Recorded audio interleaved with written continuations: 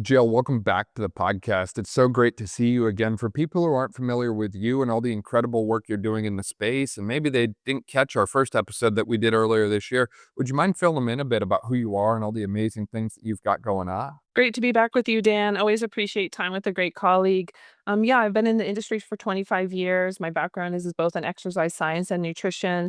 At this state of my career, I really just have an advising, managing, and consulting business that serves performance centers, large industry companies, specifically in like the supplement sector and professional athletes. And then I have a brand for student athletes called Fueling Champions. We just launched a sports nutrition app to really make sports nutrition accessible to every athlete in any sport at any level. And so I'm just really excited and honestly just really grateful in the season of my career that I'm in for the experiences that I've had and the opportunities that come across my plate like this and really just find that it's my job to pass it on. And so I look forward to opportunities like this just to pass on and anything I've learned through my own experience, through science, through failures, through my own mentors and colleagues so that we all can just continue to get better at our craft and champion the people that we work with.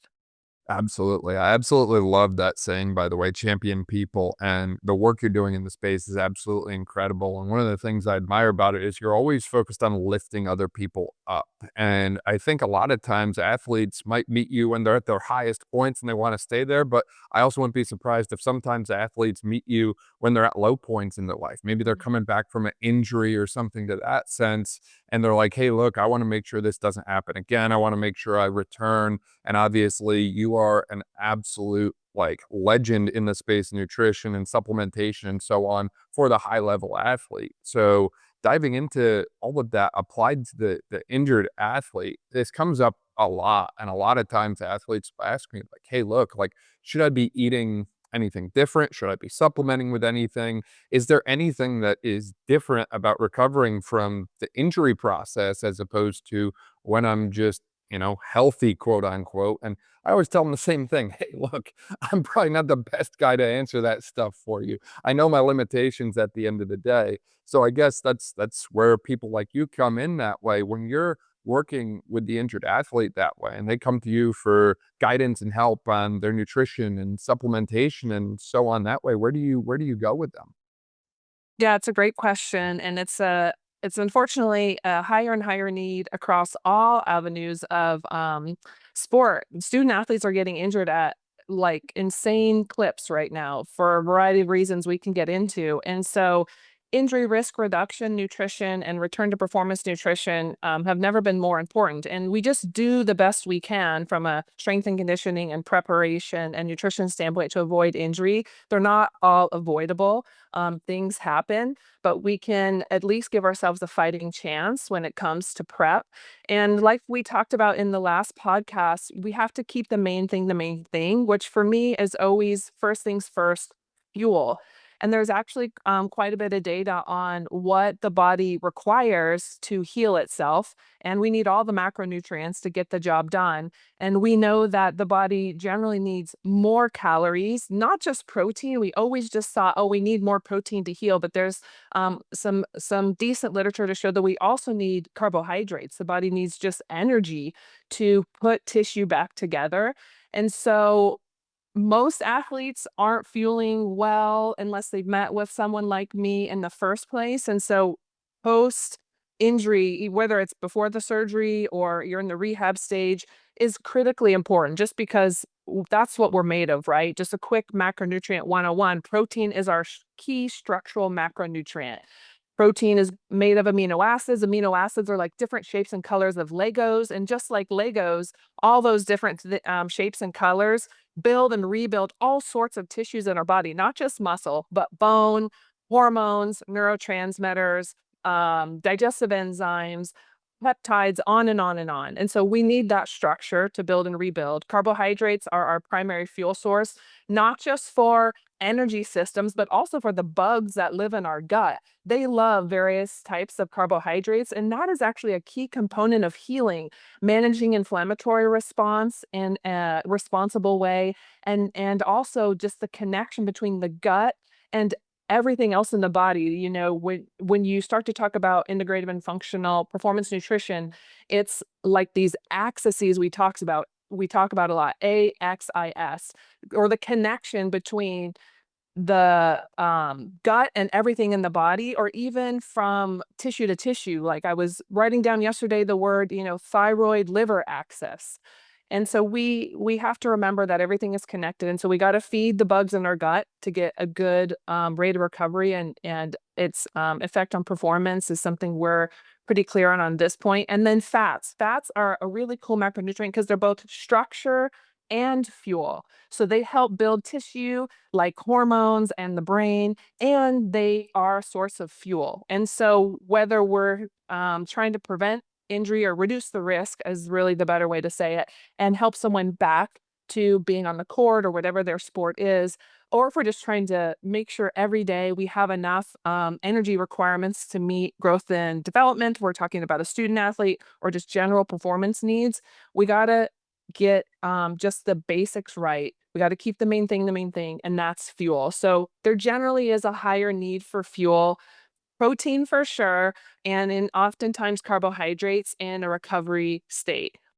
Absolutely. You broke that down very well. And as you mentioned, it sounds like we need more of a lot of these things in order to recover, not less. And I think a lot of times athletes seem to come to me saying that they feel like they need less because they're not doing as much or they're not, Mhm. burning as many calories physically. But it sounds like physiologically, the expenditure required from healing that way, you almost need to maintain, if not maybe even pull in a little extra from a caloric standpoint when you are recovering from an injury compared to normal levels based on what it sounds like you were saying. Yeah, and oftentimes the confusion comes specifically from carbohydrates. Like, hey, I'm not expending, 3,000 calories this week at practice, or today at practice, or whatever it might be. Why should I be needing that much just to heal? And oftentimes the pivot with carbohydrates is just the type.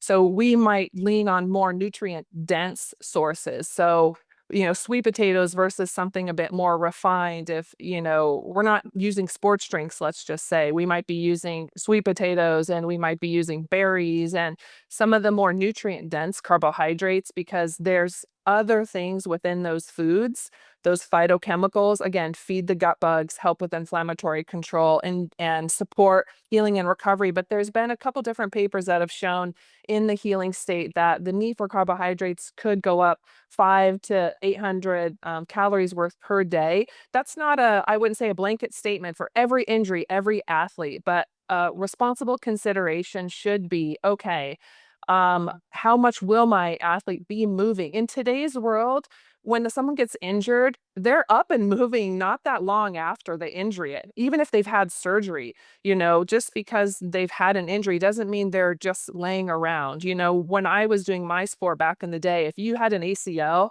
you basically were just summoned to the couch for weeks at a time and you did nothing. But in today's world, athletes are up and around and moving. They might be doing upper body extremity activities. They probably should be, to still be triggering muscle protein synthesis to help with the reduction of lean body mass loss. Even in the limb that's immobilized, there's plenty of data to show that we should still be moving the rest of the body while the injured area and tissue is healing. And so, because of that, we should still be expending some calories, but we might not be just out in the pool or out on the court doing the extra cardiovascular activity. And so it's a case by case basis, but I guess what I would say is I'm looking at all of the macros. I'm looking at the starting body composition. I'm looking to see if we have any concern about body composition changing. I'm looking to see how long is the athlete out for, and what are the goals for healing, what is the tissue we're talking about, what was their starting nutrition. So kind of like a punch list to help us dictate where we start with nutrition in the healing phase. But the data is really clear on 5 things that we know help with injury risk reduction and return to performance. And that's meeting daily protein needs, that's having a sufficient omega-3 index, so making sure essential fatty acid levels are optimized. That's things like creatine and collagen. And so we want to pay attention to like the greater scope and the literature. If you're a science nerd and you only do things because the science says so, the science is very clear. in, popular journals and from the athletic training world, etc., that tell us. And I have actually a really good one in front of me. I was just re-reviewing by Abby Smith Ryan, just like a legend in the industry when it comes to female nutrition and sports nutrition in general. That has a really great graphic just about protein timing around rehab and caloric timing around rehabs. I reference a lot in some presentations that I put together. And so I was reviewing this paper of hers today. So um, yeah, the data is clear. We can do a really good job with nutrition to try to reduce risk. There's more to it than nutrition. There's mitochondrial health, there's gut health. It's all connected. But we start with the main thing, which is food. And getting into that main thing a little bit more, when you were talking about the macronutrients, you initially brought up amino acids. And as you were mentioning, there's 5 essential things. Daily protein was the first thing that you brought up that way. And I've worked with some athletes, and I'm guilty of this myself a little bit, where sometimes we just think more protein is always the answer. And then there's been other times where I actually don't adjust my personal protein intake and instead just add select amino acids into kind of my little pre or post workout drink that way. Maybe it's just a blend of essential aminos, or maybe it's specific types that way. In relation to the injury recovery process, are there any amino acids that you tend to maybe bias a little heavier, whether that be from a dietary or supplementation standpoint? I know glutamine gets a lot of attention. I know the branched chain amino acids, leucine, isoleucine, and valine get a lot of attention. Where do we kind of go in this like protein, amino acid supplementation and nutrition balance? Yeah, that's a great question. So I'm going to first assess, are we able to get in our daily protein need? And sometimes athletes are challenged by that just surely because they are big people. If we're feeding the general industry standard, which is around a gram of protein per pound of body weight, and you start talking about someone who's 250 pounds and above, it's a lot of protein. And even pro athletes can have a hard time, taking in the amount of protein that they need, and couple on top of that an injured state when protein need may go up. The math sometimes just doesn't math for them. Protein is very satiating, which is great for weight loss, but it's bad if you have to eat a lot of it because you get full easily sometimes. And so in that instance, I may then start to consider a branch chain and essential amino acid blend. The data is pretty clear that branch chain amino acids by themselves don't get the job done. And for me, the easiest way to explain it is just because in nature, we don't eat just branched chain amino acids. We eat them packaged with the rest of the essential amino acids. So those 3 branch chains that you mentioned are part of the essential amino acid list. Essential amino acids just means that our body doesn't make them. We have to consume them from the protein we eat every day. And if we don't, we run the chance of being deficient in them. And the essential amino acids are the ones that help most with maintenance and addition of lean body mass or muscle. So I'm timing essential amino acids. I use them in a variety of different ways. I'm a huge fan. So I use them in gaps when someone needs the raw materials, the Legos from their protein, but they may be struggling to get enough of them in just due to satiation or timing or schedule or travel. I use them strategically when I'm trying to optimize body composition. So if an athlete is trying to maintain lean body mass or add it while also simultaneously losing body fat, which is actually very difficult to do in a pro athlete, like do those 2 things at the same time. But if you're really good at using supplementation, you can accomplish both. I had a very large body weight athlete in this off season that we were able to accomplish that with. Instead of eating food at a couple settings, we just used branched chain essential amino acids to get the trigger that sends to the body chemically without a caloric load. So what you have to remember is there's no calories associated really with using branched chain essential amino acids. So if you're going to utilize them in lieu of a food that brings in calories, you just have to understand what that might mean to structure and function of just body weight and their body fat. And so I will have female athletes who sometimes initially struggle to know or be able to eat enough protein, even sometimes drink branched chain essential amino acids with a meal while we're working to get their protein intake up, so that at least they're getting the raw materials and falling less short of their daily protein requirements. And so There's plenty of ways you can time them. You can time them around training, you time them intra-training to reduce maybe some catabolic effect. There's plenty of people on the internet and plenty of literature that will tell you they don't work, but I live in the real world, and when you utilize them structurally in the right way, they do work. And so, I like to keep both feet in both camps. One camp in, what does the research say? I have like 5 papers on my table right now that I've been reviewing, and what works in the real world.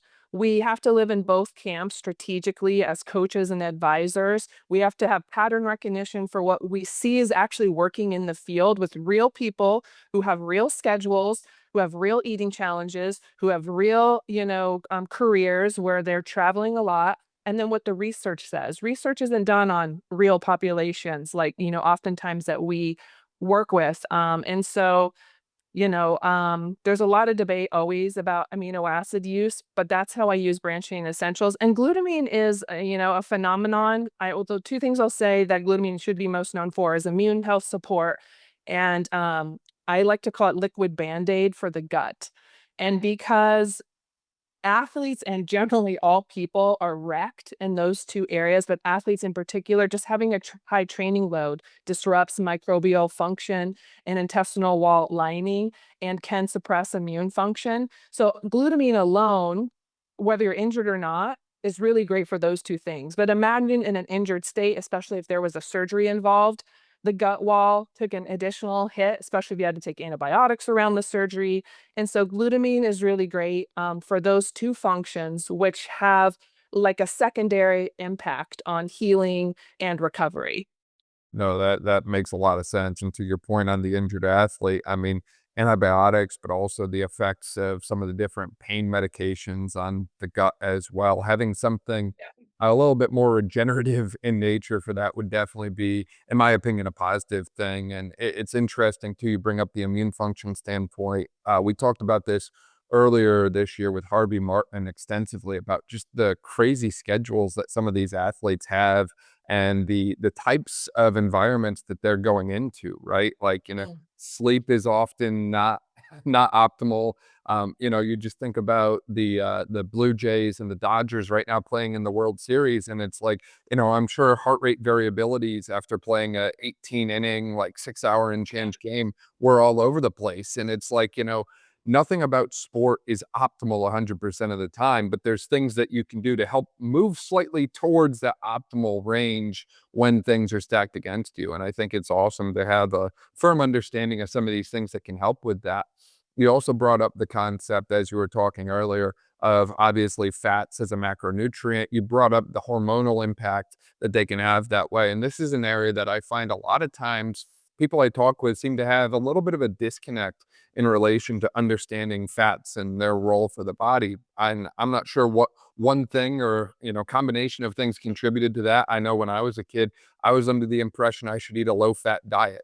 High fat is bad and you should avoid fat at all costs. But as you mentioned, having balance from omega-3 to 6 plays an essential role from an inflammatory standpoint. And I think there's a lot of different ways to get the omega-3s. I like to throw chia seeds in almost everything that I blend that way, but obviously, grass-fed meats, fish, if you eat the right sources of fish, I'm sure play into that as well. But the hormonal side of things, I feel like is less understood. And even building off that fat component for a second, even just the cholesterol component. And, I eat a very high cholesterol diet personally, and I don't necessarily advocate for that for everyone else. But, last I was checked, I was one of very few people in my family that didn't have an issue with their cholesterol. And it's one of those things where I think our understanding of fats and our understanding of cholesterol might maybe be different than what we might have been taught 20 to 30 years ago. I'd love to hear more about your thoughts in relation to where we should go with our athletes in relation to fat consumption, education about fat consumption, what's good, what's not good, in addition to where some of these different things like cholesterol might play in for athletes or just active individuals like me who say, you know what, at the end of the day, I want to be the healthy one. Yeah, no, it's a fair question. And I was one of those same where I was taught when I was in school that, low fat was the way to go. And I learned really quickly when I started working in cardiac rehab after I graduated that I had to turn everything I learned on its head. And so because fats are both structure and fuel, they should play or have a primary seat at the table when it comes to um, what we eat every day, because they are both building tissue. Our brain is like a big blob of fat. And with adolescent and teen athletes that we might work with, the brain is still developing, especially in males, till around the mid 20s. And so we can shortchange ourselves just in a structural component of our body still maturing if we don't eat enough of the right kinds of fats. It's just like giving your body an oil change. The structure of our cell walls, that phospholipid bilayer, has a lot of those fats that we consume in it. So just getting things in and out of a cell, we want to talk about mitochondrial health and all these things. Well, that's where we produce energy. That's where all that magic happens. But if your cell is really rigid and it's not healthy and information can't, come in and out of it, then we're going to have some problems when it comes to just, again, the basic stuff of just energy production and inflammatory control. And so, cholesterol and all of that is like a big conversation, but our hormones are made from cholesterol molecules, the majority of them. So we need to have a certain amount of it. Too low is just as bad as too high. We know there's a huge risk of a variety of different things you can die from if your cholesterol is too low.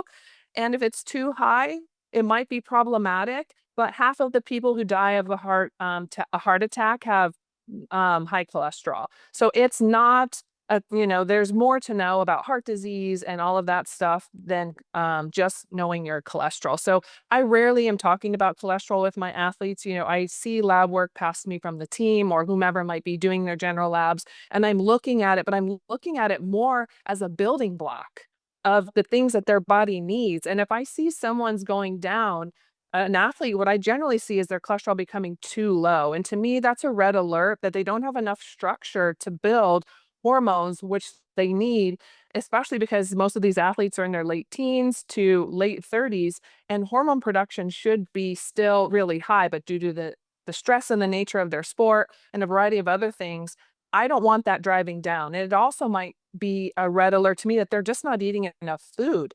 And so the body's now just starting to either conserve energy or break itself down. We need resources. And these guys are turning over tissue. These women and men that are elite level, the more elite you become, the more tissue turnover you have, the more oxidative stress, the more nervous system demand. You need resources to help manage all of that for healthy turnover. And so we need to just think of fat again as a primary fuel source. It's, we're utilizing it at different rates just depending on intensity and timing of training. But it's, again, not just fuel, it's structure. And when you think of that, I don't use the word healthy fats in my business. I just call them performance fats because that's what they are. And how much you eat, again, is just going to depend maybe on your sport, maybe on your gender, maybe on your likes and dislikes. I have a handful of athletes right now that don't eat fish. And so we rely heavily on fish oil supplementation and a few other things to make sure they have a healthy omega-3 index and the right response. But it should be part of your day. And you asked about source. So, there's the plant-based versions, like you said, chia, is, an plant-based omega-3 source, some of the nuts and seeds, walnut, pumpkin.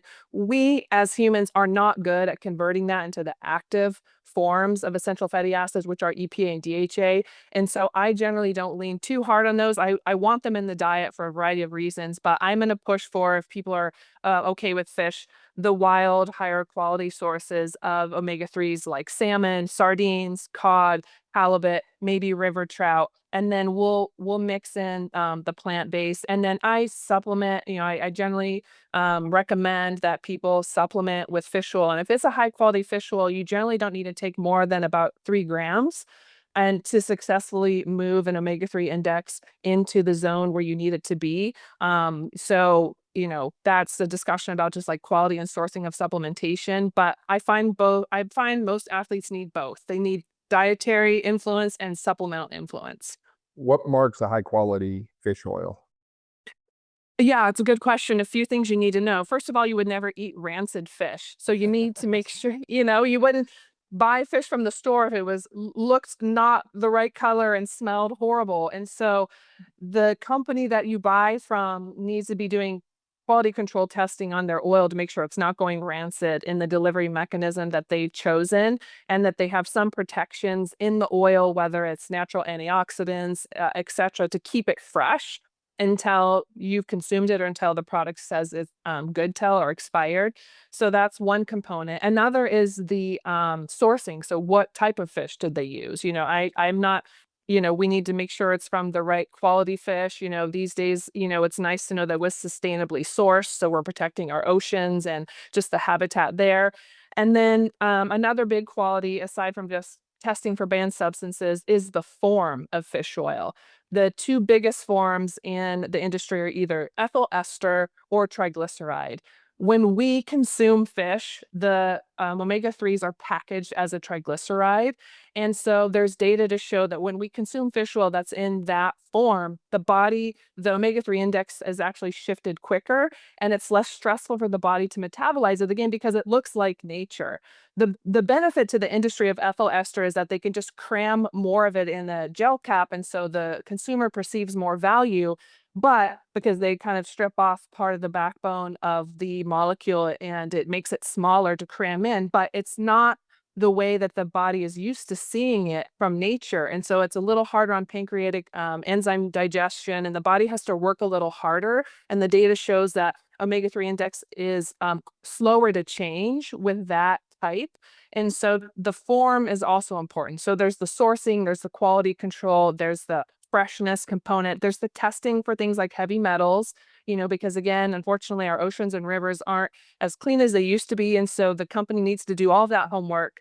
And then you need to know it's the right source, like triglyceride. And then you want to give, the right dose. And then again, if we're working with tested athletes, I think all athletes, even student athletes, should only take tested products. You want to just make sure it's been tested by NSF or Inform Sport or BSG, just to make sure, that you're getting something that's free of all the other stuff we don't want in the product.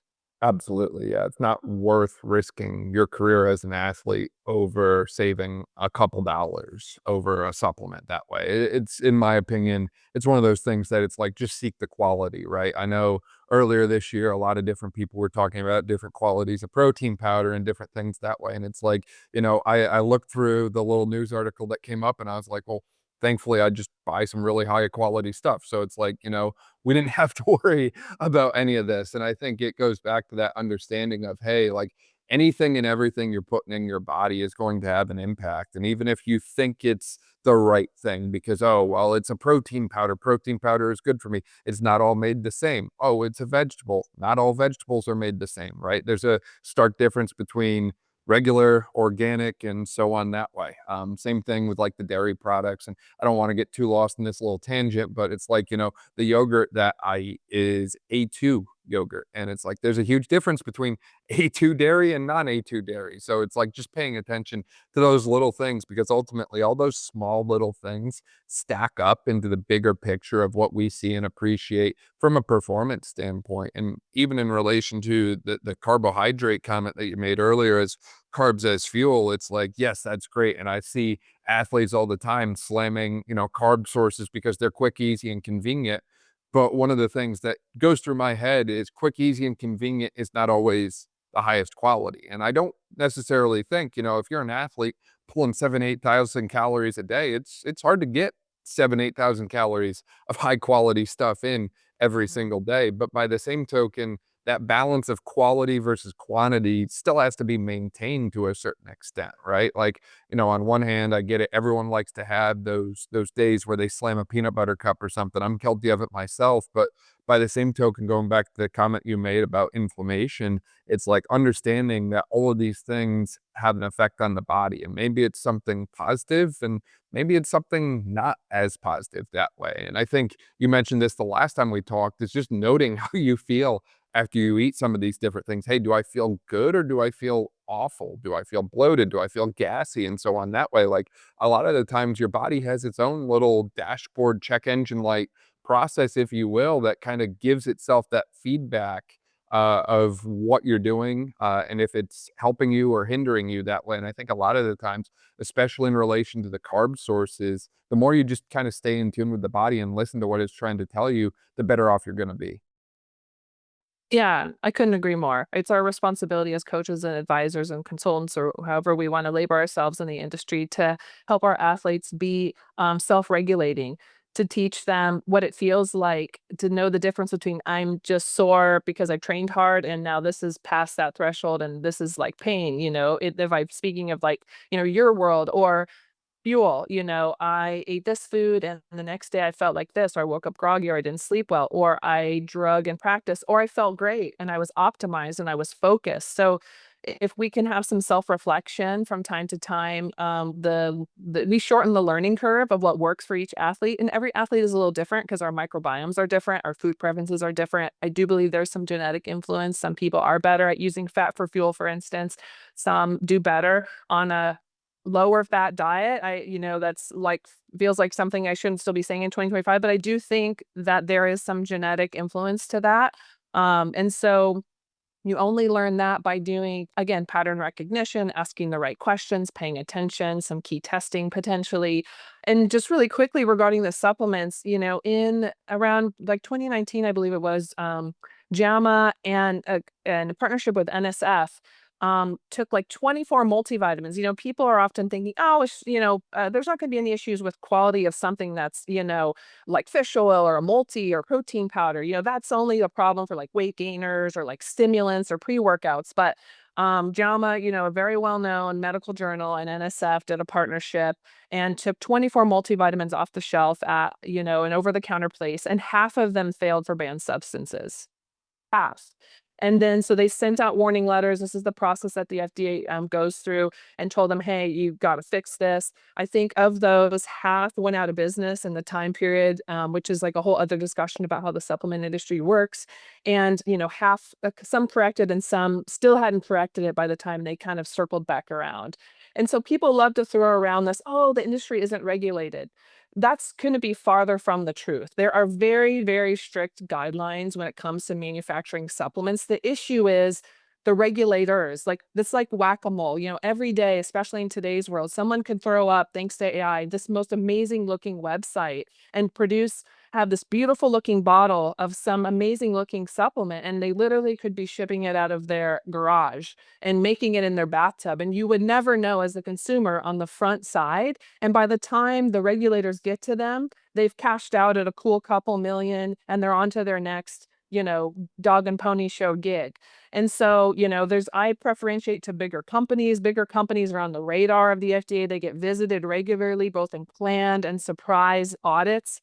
I've been at companies when they're getting audits. It's legit, it's serious, there is rules, but there's just not enough people within the confines of those agencies to get around to all the mom and pop shops. Most companies aren't intentionally putting banned substances in their products. They just don't know what they're doing when it comes to testing raw material acquisition, keeping them segregated from things that might be on a banned substance list. There's just a lot of reasons why cross contamination or contamination happens. And so, it's if you work in the industry, it's important to really understand it, to not perpetuate that myth, but to know how these things happen, who to go to for the right products, who has the better reputations, who the right testing companies are, and to just make sure that you're educating users so that they can, get their hands on safe products. Right, absolutely, and I imagine that applies to all different supplements, right? You brought up collagen and you brought up creatine earlier as well, and I feel like the creatine is the one that I hear more about, lately anyways, it seems like every week there's a new type of creatine. Is it crealkaline? Is it creatine hydrochloride? Is it creatine monohydrate? Like, what type of creatine is it that people are taking? And it's like, at the end of the day, looking through the research, like monohydrate holds tried and true from everything I've seen that way. But it's like, is all creatine made the same? Just like you mentioned, not all multivitamins are made the same. And even just looking at some of those vitamin sources, right? I know there's Mm. different multivitamins that are very whole foods based and some that are very synthetic vitamin based. It's like, hey, which one do you want? Same thing with the Yeah. creatine, right? It's like, there's probably, I think Labdoor was the one that I used to look up companies on just to get some kind of like grading or rating in relation to how clean their stuff is, which is probably not perfect, but it's like have some kind of process in place before you go out and grab this stuff because you never know what could be kind of hidden in that way. Yeah, there's a lot to know. Obviously, I've consulted and advised and taught for two of the top companies in the industry. And so I'm very familiar with the manufacturing process and what it takes to produce and make a good product. And it's many layers. It's sourcing, testing, what you just mentioned, the right form of the nutrient. So, like the triglyceride form of fish oil, well, there's like different forms of B12, which one do we want to pick? Different forms of creatine, which one do we want to choose? Different forms of magnesium. Sometimes it depends on the end effect. And sometimes it's like, no, this is what the research proves out. And then there's dosing. Okay, we could have the right kind of creatine, but if the dose isn't right, it makes it an obsolete product. And then so there's a lot to know when it comes to all of that. That's why generally sticking with bigger companies is a better idea, but that's not always the case. If you're an athlete, I don't care if you're a student athlete or you're a semi-pro or pro, the first barrier or the first thing you should be checking is what banned substance company testing.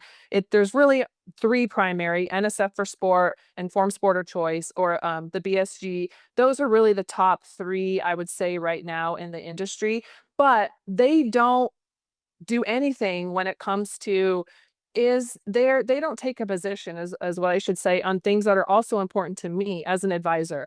What kind of sweeteners are there? Artificial colors? They don't check.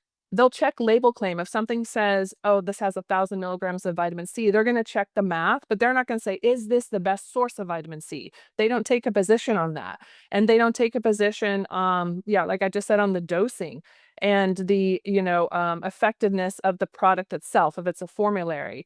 And so while that is the first level, is this free of banned substances, that does not mean that it's a good product formulary wise, or ingredient wise, or dosing wise, or sourcing wise, or just nutrient wise. So we can't just stop at the banned substance testing. That gets you clear on that front, but it doesn't mean that the product itself is effective. So, there's a handful of companies we generally just stick to when we work with athletes, or if you're a professional in this industry and supplements are your gig. I'm kind of just like a self-proclaimed supplement nerd at this point because it's been just such a huge part of my career from the very beginning, and something I really enjoy to continue to learn about, because there's just so much cool stuff happening in the supplement industry still to this day, from understanding how things impact us physiologically to just different delivery mechanisms. But that's really what we need to understand about manufacturing, the testing, what it really means, and all the different layers of understanding whether a product could work for you or not. Absolutely. No, I think you broke that down really well. And building off of that for a second, you brought up the artificial sweeteners. And it's one of those things that I remember getting into that rabbit hole several years ago back when I was still in school. I was like, at some point, every time I go and grab a supplement, it's just they're all going to be natural. They're all going to be stevia instead of sucralose. None of them are going to have aspartame in them. And I was wrong about that prediction. 'Cause they still almost every time I grab something, it's like, "Oh, this has it," and it's amazing how I think a lot of times people dismiss those things, and they're like, "Oh, well, there's far worse stuff out there," and, maybe they're right, maybe not, but I, for one, have noticed, at least for myself personally, when I avoid a lot of that artificial stuff, I just feel really good, and it's like, even when other things in my life are not 100%. Even when the training is not perfect, the sleep is not perfect, which, let's be honest, that stuff doesn't always line up. It's Right. not often we have everything at 100% that way. I feel better when I avoid the artificial stuff, and I think it just comes back to that concept of, processing of, the things that you're putting in your body, right? In general, people are told, "Oh, avoid the highly processed stuff," and it's like, even your supplements can have highly processed additives in them that are not naturally occurring. That doesn't mean that it's like canceled out because it's a supplement, right? Like freedom of what do I want to say? There's still consequences that come with that at the end of the day. Mhm. And I found it difficult to find products again that are on that all natural side, but when you can find them, I find it's very worth holding on to those. Yeah, no, you make a great point. I just teach people to survey your supplement label like you would food, So I'm teaching my people to look for how is something sweetened, what are the protein sources. And so in general, like I have this product in front of me from, a company that I love that has some really cool delivery mechanisms that, the supplement fast section is going to tell you the dose and the amount and the kind of the whatever the nutrient is. But underneath that, just like on a nutrition facts label of food, is going to be okay, what else is in this product? Are there artificial sweeteners? Are there artificial colors? What was the filling? That's called flow agent. So if it was a capsule or a tablet, what is helping to get the powder into that capsule? What is the capsule itself made of? And so I just tell people to take a peek there and look to see. And if there's something there that, because generally we're taking our supplements every day or multiple times per day, sometimes more than we're eating certain kinds of food that might have those ingredients. If there's something there that you wouldn't consume in food, then you wouldn't want it in your supplement as well. And I just want to make a comment about a couple words that you use, just again, because it helps me just dispel myths. Everything in supplements is synthetic. Meaning nothing is exactly extracted. It's not the vitamin C like sucked right out of an orange and put into a supplement. To me, synthetic just means that it's been manipulated to get it into the product.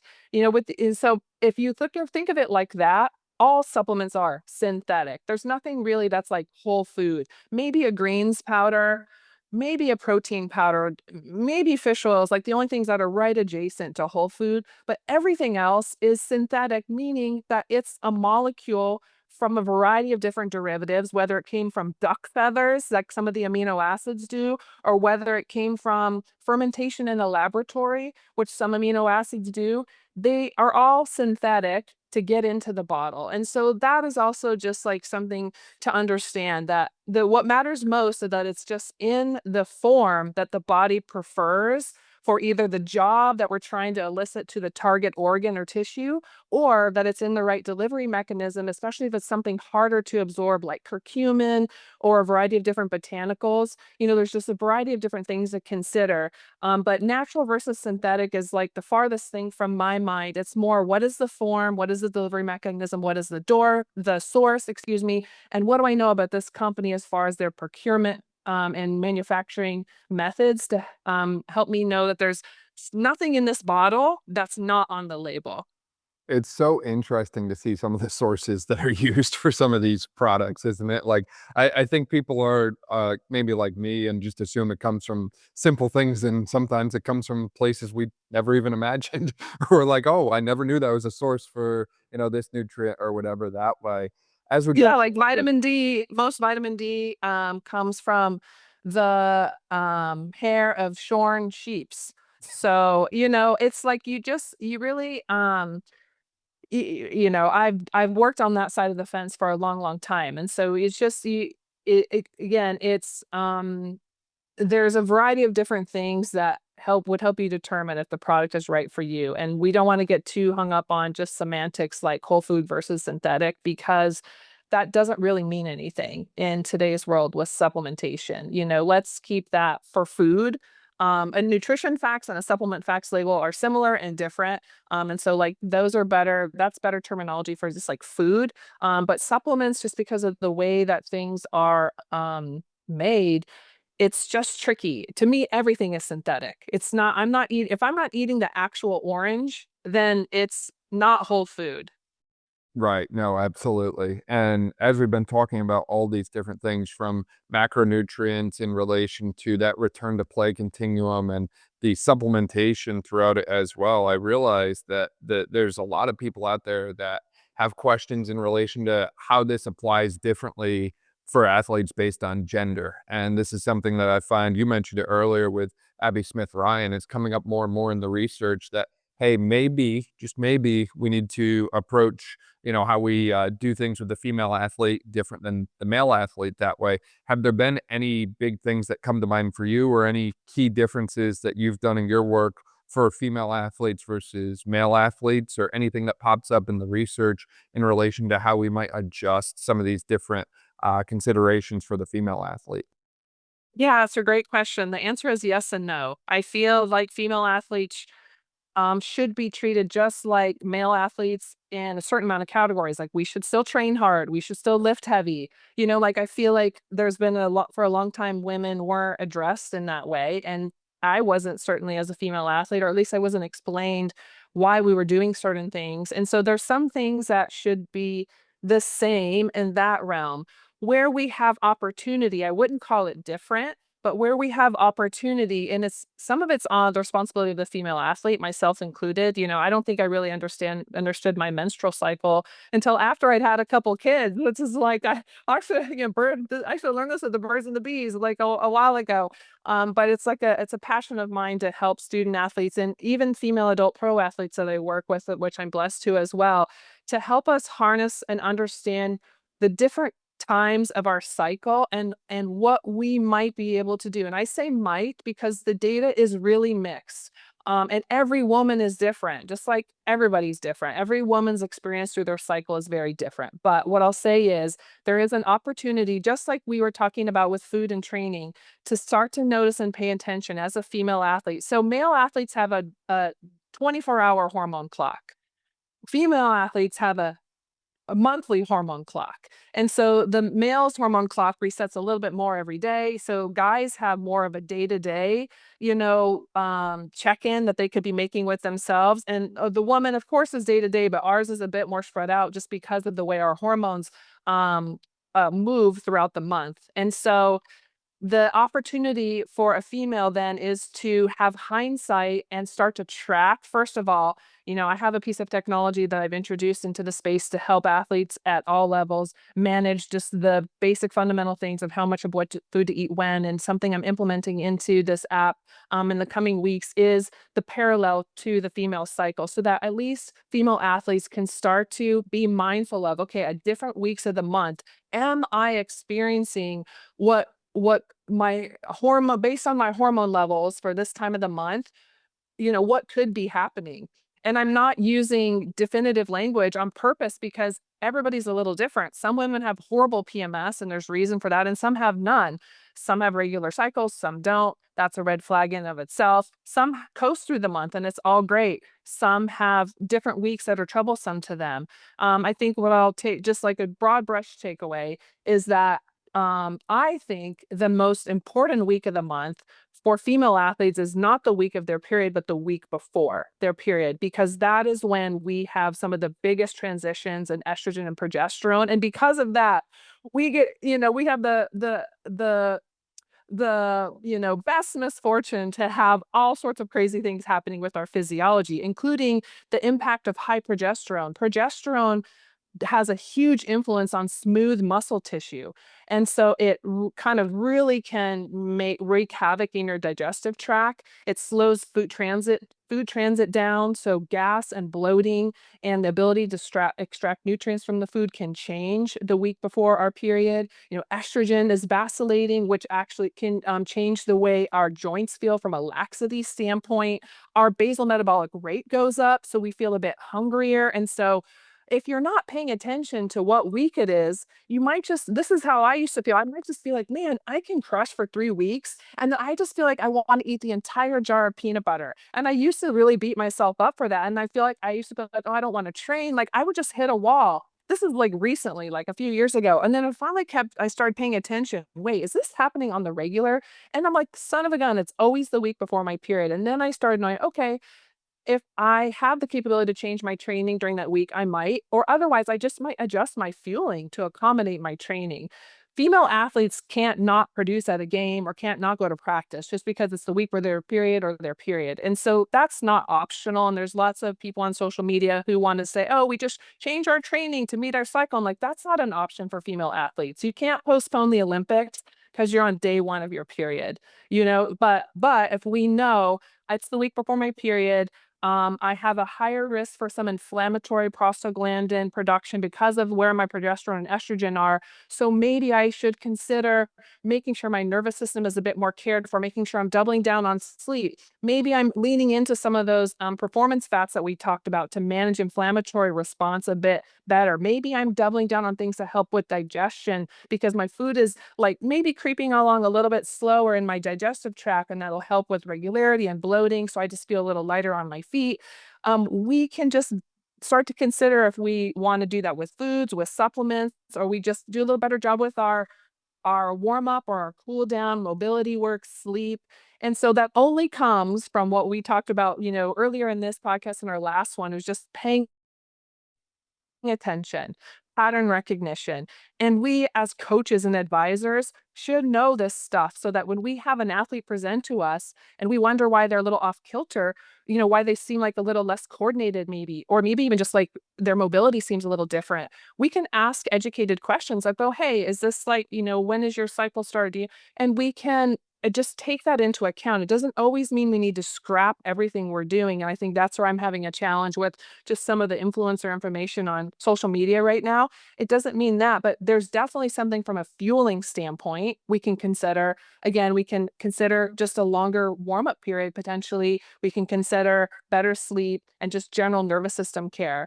And so, supplementation is strategic supplementation for female athletes could follow different parts of the month, or it could just be that we're more mindful with the other activities. And that's generally where I'm leaning in right now is that we have like standard supplementation for the whole month. We're maybe considering for iron due to, menstrual loss if they need it. But other than that, it's actually the other stuff around it to help really get the most out of the different weeks and consider it like a superpower instead of something that's so taboo that no one wants to talk about it.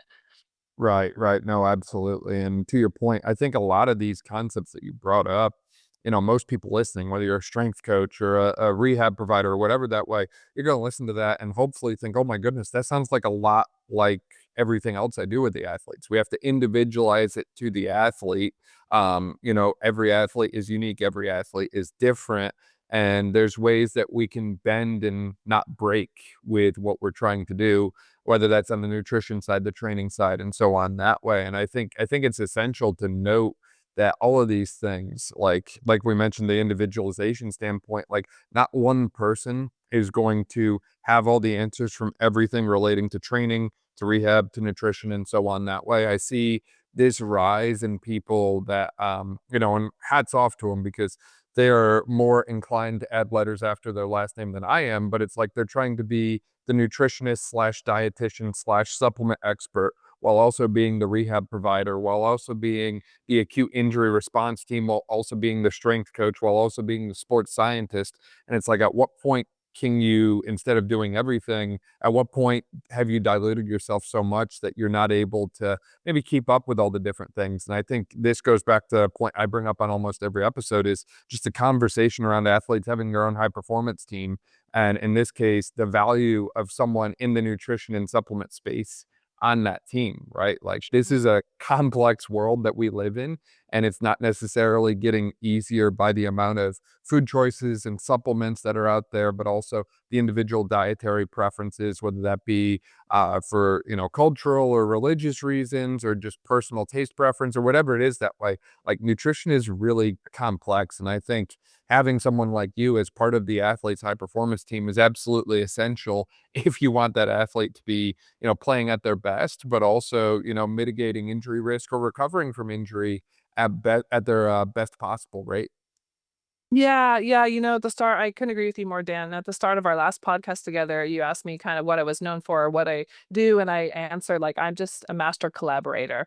And honestly, at this point in my career, to the point that you just brought up, it's really difficult to provide an elite level service and do elite level athletes justice if you're not going to collaborate.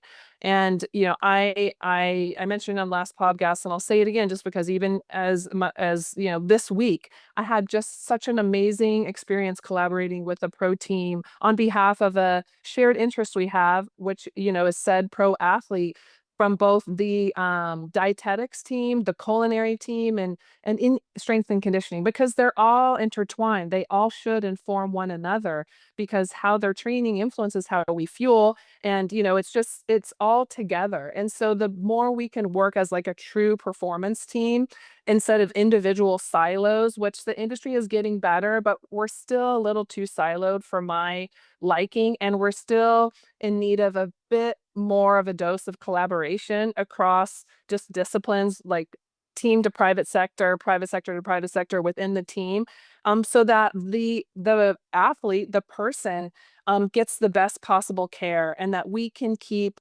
their interest for my business, which is availability, performance, longevity, and well-being, top of mind. There's nothing else that's more important to me. That is the end goal, and I will do whatever it takes to make sure that those four things are front and center for my athletes.